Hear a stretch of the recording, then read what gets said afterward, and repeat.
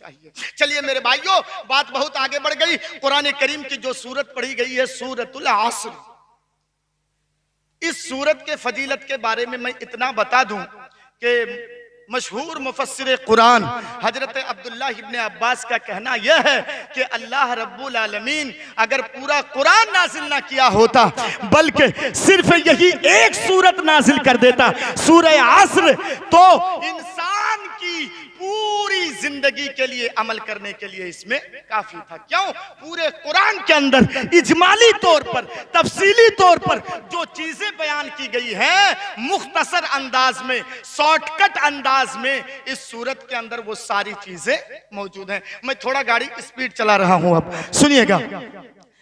एक चीज कुरान करीम की जो सूरत पढ़ी गई, पहले उसका तर्जमा सुनिए। अल्लाह कहता है वल असर, जमाने की कसम। हाँ मरगिया वालों सुनो, जब कोई बात कसम के साथ कही जाती है तो उसकी वैल्यू कुछ और होती है, कसम के साथ, और वो भी अल्लाह कसम खा करके कह रहा है।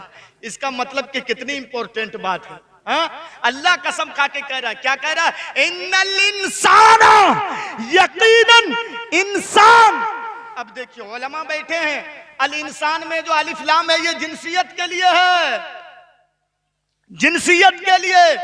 इसमें मर्द भी शामिल हैं, औरत भी शामिल है, बूढ़े भी शामिल है, बच्चे भी शामिल हैं, मुस्लिम भी शामिल हैं, गैर मुस्लिम भी शामिल हैं। ऐसी बात नहीं कि अल्लाह सिर्फ मुसलमानों से कह रहा है, बल्कि अल्लाह पूरे विश्व में सारी कायनात में रहने वाले लोगों से खिताब करके कह रहा है कि सारे के सारे लोग नुकसान में हैं, घाटे में हैं। मौलाना कौन सी तकरीर शुरू किए हैं हम लोग? ये बगैर चंदा वाला जलसा, ये रुपये एक इकट्ठा करके हम कुरान और हदीस की बातें सुनने आए हैं, और आप तकरीर में कह रहे हैं कि अल्लाह कहता है कि सारे लोग नुकसान में हैं। हाँ नुकसान में हैं, लेकिन नुकसान में कौन लोग नहीं है? अल्लाह ने उनको अलग कर दिया है।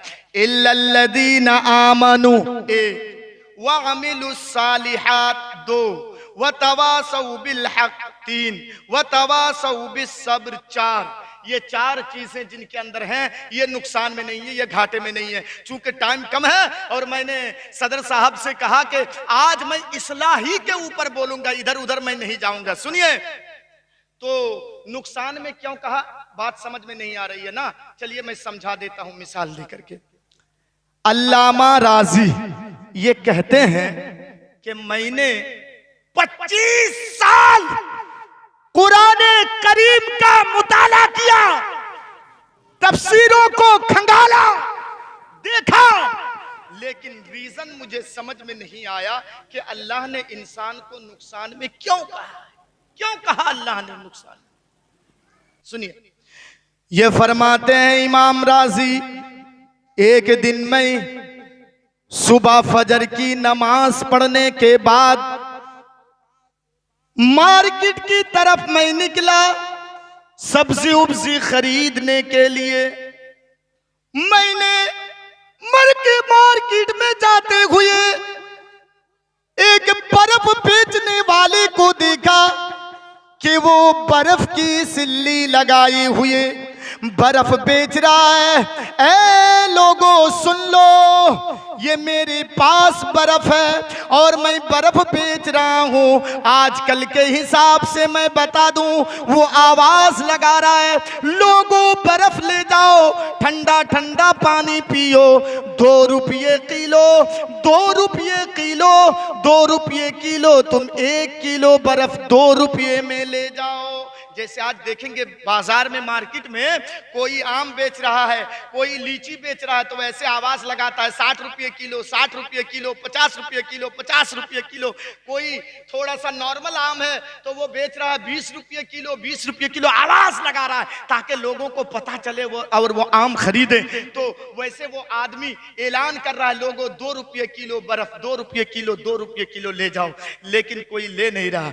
इमाम राजी फरमाते हैं कि जब मैं जोहर की नमाज मस्जिद में पढ़ाने के लिए गया, मैंने देखा कि बर्फ बेचने वाले ने बर्फ की कीमत को घटा दिया है और वो बर्फ बेच रहा है 1 रुपया किलो, 1 रुपया किलो, 1 रुपया किलो, यानी बर्फ की कीमत को वो घटा दिया है और बेच रहा है। लोगों ले जाओ, मैंने कीमत को कम कर दिया है, मैंने कीमत को घटा दिया है लोगों ले जाओ, 1 रुपये में 1 किलो बर्फ, 1 रुपये में 1 किलो बर्फ। ये देखिए जोहर की नमाज का टाइम है।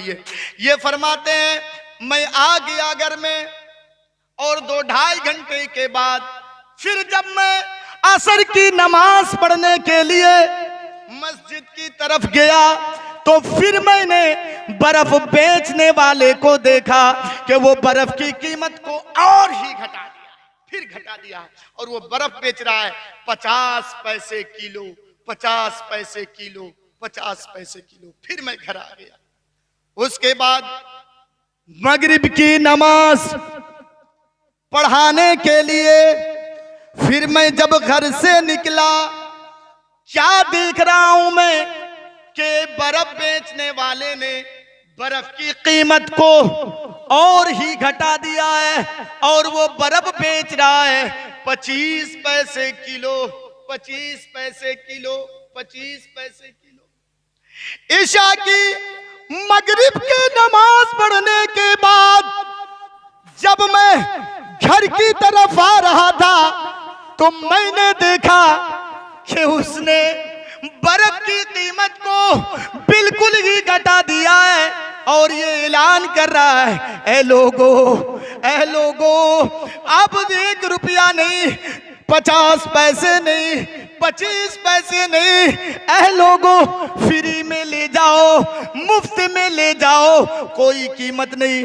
कम से कम तुम्हारे बीवी बाल बच्चे ये ठंडा ठंडा पानी पी करके दुआ या कलिमात उनकी जबान से निकल जाए, मेरे लिए दुआ कर दें, यही मेरे लिए अच्छा है। इसलिए कि बर्फ कोई ले नहीं रहा है, घुल जाने से, पिघल जाने से, बर्बाद हो जाने से अच्छा है कि लोगों फ्री में ले जाओ, अपनी बीवी को ठंडा पानी पिलाओ, अपने बाल बच्चों को ठंडा पानी पिलाओ। यानी वो बर्फ की कीमत को कीमत ही नहीं आप लगा रहा है, बल्कि वो फ्री में सबको दे रहा है। अल्लामा राज़ी फरमाते हैं कि शाह की नमाज पढ़ने के बाद मेरी एक आदत थी कि कुरान की चंद आयतें तिलावत करके मैं सोता था।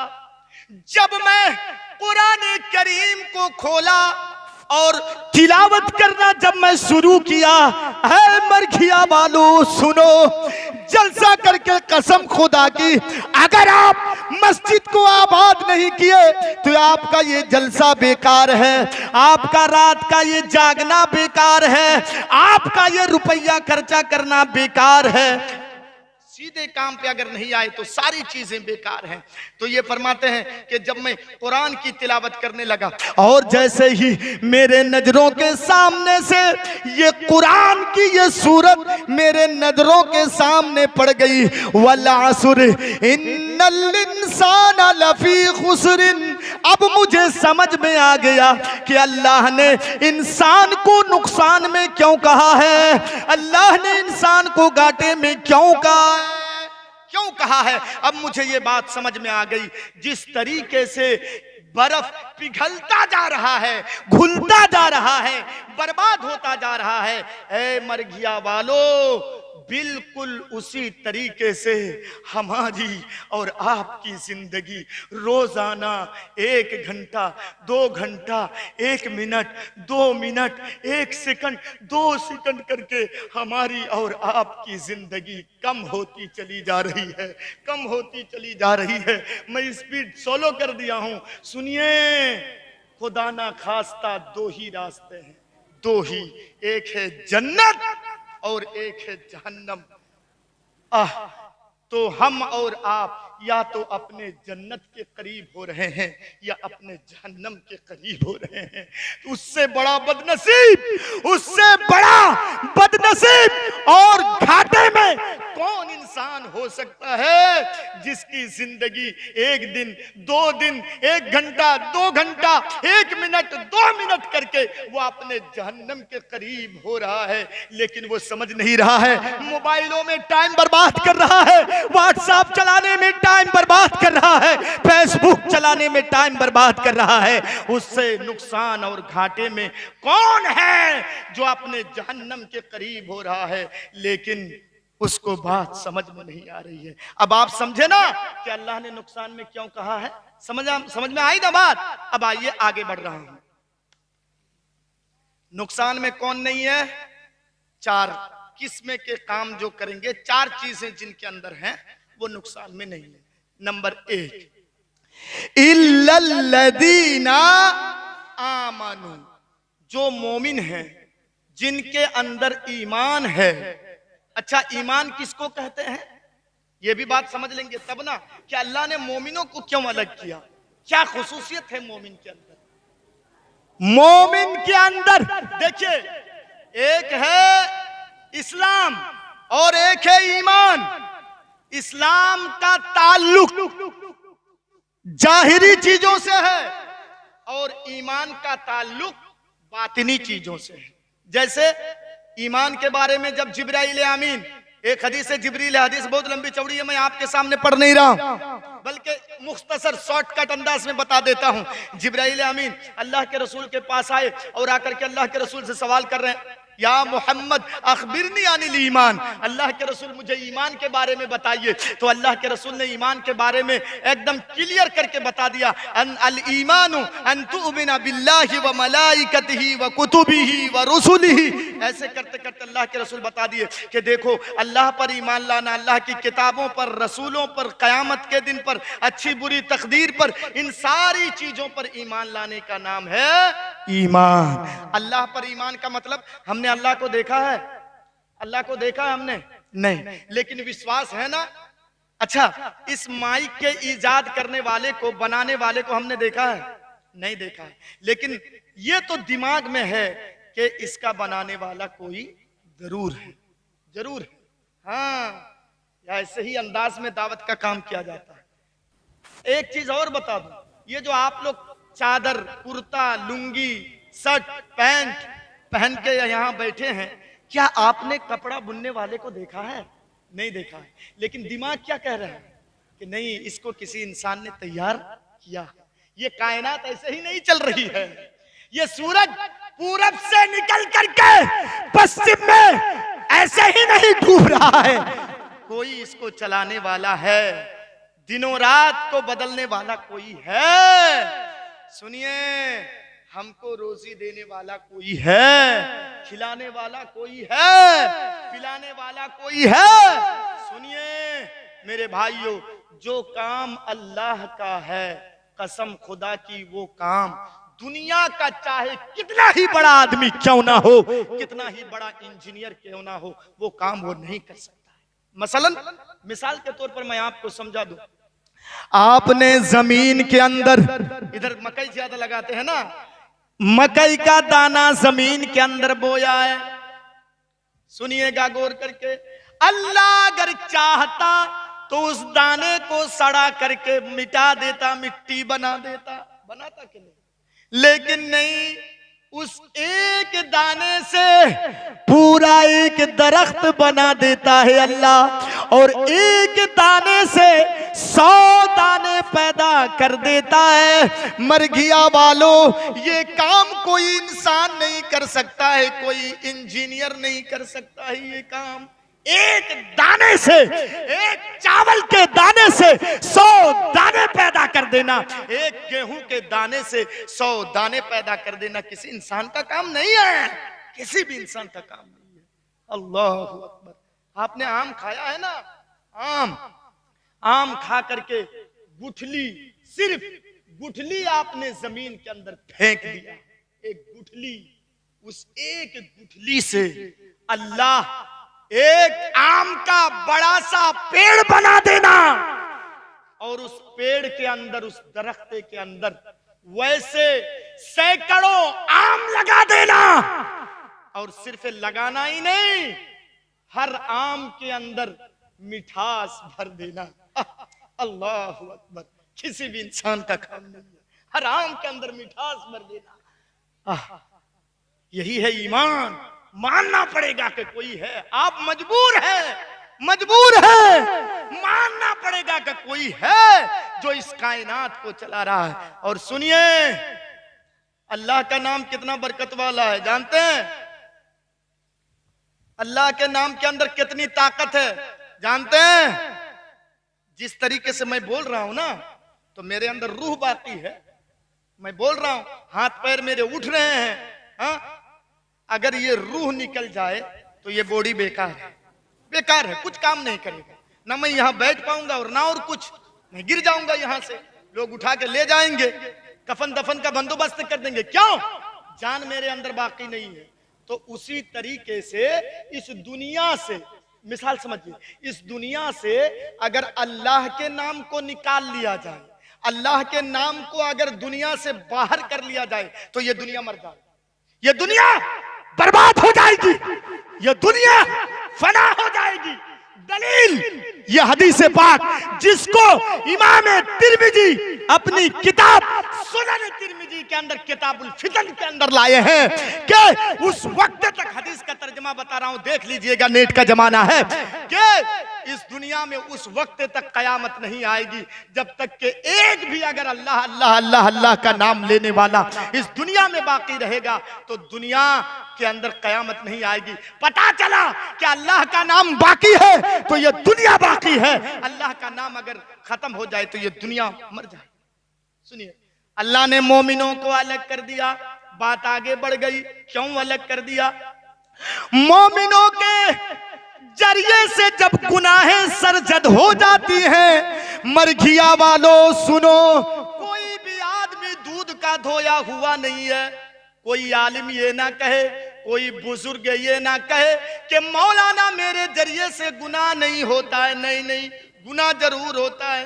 सुनिए, नबी के जमाने में सहाबाई किराम भी गलती किए हैं, सहाबियात भी गलती किए हैं। मरघिया की मेरी माओ बहनों तुम भी सुनो, और छोटी मोटी गलती नहीं बल्कि जिना तक कर लिए हैं। जिना जैसा काम नबी के जमाने में, गलती देखिए, लेकिन ईमान है, ईमान के बावजूद भी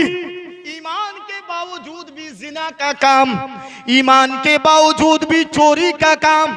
सुनिए मेरे भाइयों, गौर करके, सही मुस्लिम का वाकया मैं आपके सामने उठा रहा हूं। नबी के जमाने में सुनिए, एक औरत आती है और कहती है, गालिबन उसका नाम है गामेदिया, नबी के पास हाजिर हो जाती है, कहती है, अल्लाह के रसूल मैंने जिना किया है, मिलेगा कोई? हाँ, इकरार कर रही है खुदा करके, अल्लाह के रसूल मैंने जिना किया है। अल्लाह के रसूल ने कहा, होश में हो? कहीं होश में हो कि नहीं तुम? कि नहीं अल्लाह के रसूल, पहाड़ की दामन में मैंने जिना कर लिया है। अच्छा, मालूम है उसको कि सजा क्या है? मालूम है कि हमको रजम किया जाएगा, मालूम है सजा, लेकिन इकरार कर रही है जाकर के, अल्लाह के रसूल मैंने जिना किया है। ईमान देखिए, इसीलिए अल्लाह ने मोमिनों को अलग कर दिया कि मोमिनों तुम नुकसान में नहीं हो। अल्लाह के रसूल ने कहा कि तब तो तुम्हें सजा मिलनी चाहिए। ठीक है, सहाबा किराम को हुक्म दे दिया अल्लाह के रसूल ने, जाओ इस औरत को ले जाओ मैदान मक्तल में, ले जाओ मैदान मक्तल में, और यहां तक जमीन में उसको गाड़ो और इतना पत्थर मारो, इतना मारो, इतना मारो कि जब तक उसकी जान ना चली जाए उसको छोड़ना नहीं। इसका मतलब कि शादी के बाद अगर कोई गलत काम करे तो उसको इस दुनिया में रहने का हक हासिल नहीं।